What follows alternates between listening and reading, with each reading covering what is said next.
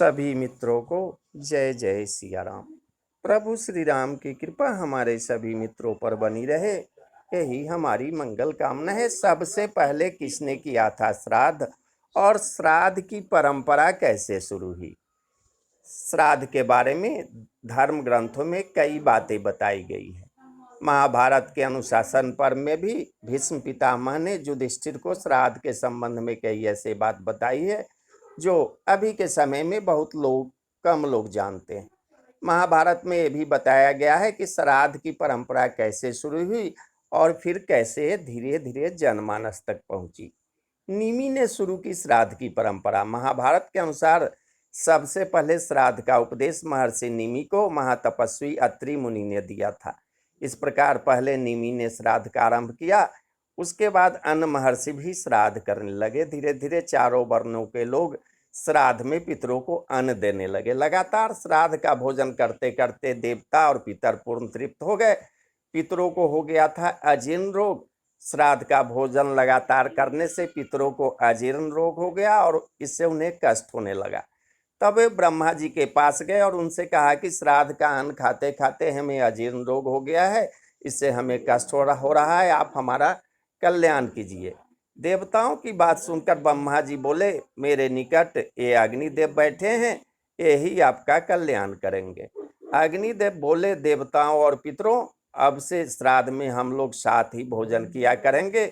मेरे साथ रहने से आप लोगों का अजीर्ण दूर हो जाएगा। यह सुनकर देवता और पितर प्रसन्न हुए, इसलिए श्राद्ध में सबसे पहले अग्नि का भाग दिया जाता है। महाभारत के अनुसार अग्नि में हवन करने के बाद जो पितरों के निमित्त पिंडदान दिया जाता है उसे ब्रह्म राक्षस भी दूषित नहीं करते। श्राद्ध में अग्निदेव को उपस्थित देखकर राक्षस वहां से भाग जाते हैं। सबसे पहले पिता को, उनके बाद दादा को, उसके बाद परदादा को पिंड देना चाहिए। यही श्राद्ध की विधि है। प्रत्येक पिंड देते समय एकाग्रचित्त होकर गायत्री मंत्र का जाप तथा सोमाय पितृमते स्वाहा का उच्चारण करना चाहिए। रजस्वाला स्त्री को श्राद्ध का भोजन तैयार करने में नहीं लगाना चाहिए।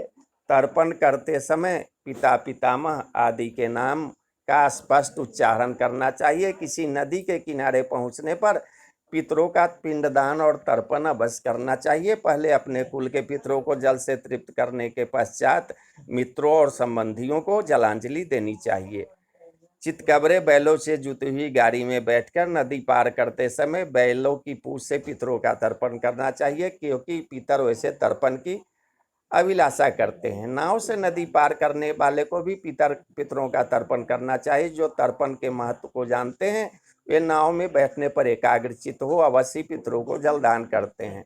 कृष्ण पक्ष में जब महीने का आधा समय बीत जाए उस दिन अर्थात अमावस्या तिथि को श्राद्ध अवश्य करना चाहिए। पितरों की भक्ति से मनुष्यों को पुष्टि, आयु, वीर्य और धन की प्राप्ति होती है। ब्रह्मा जी, पुलस्त, वशिष्ठ, पुलह, अंगिरा, क्रतु और महर्षि कश्यप ये 7 ऋषि महान योगेश्वर और पितर माने गए हैं।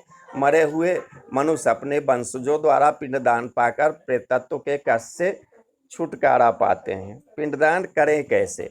महाभारत के अनुसार श्राद्ध में जो 3 पिंडों का विधान है उनमें से पहला जल में डाल देना चाहिए, दूसरा पिंड श्राद्धकर्ता की पत्नी को खिला देना चाहिए और तीसरे पिंड को अग्नि में छोड़ देना चाहिए। यही श्राद्ध का विधान है। जो इसका पालन करता है उसके पितर सदा प्रसन्नचित्त और संतुष्ट रहते हैं और उसका दिया हुआ दान अक्षय होता है। पहला पिंड जो पानी के भीतर चला जाता है वह चंद्रमा को तृप्त करता है और चंद्रमा स्वयं देवता तथा पितरों को संतुष्ट करते हैं। इसी प्रकार पत्नी गुरुजनों की आज्ञा से जो दूसरा पिंड खाती है उससे प्रसन्न होकर पितर पुत्र की कामना वाले पुरुष को पुत्र प्रदान करते हैं। और तीसरा पिंड अग्नि में डाला जाता है, उससे पितर तृप्त होकर मनुष्य की संपूर्ण मनोकामनाएं पूर्ण करते हैं। तो बोलिए जय श्री कृष्ण, जय श्री कृष्ण।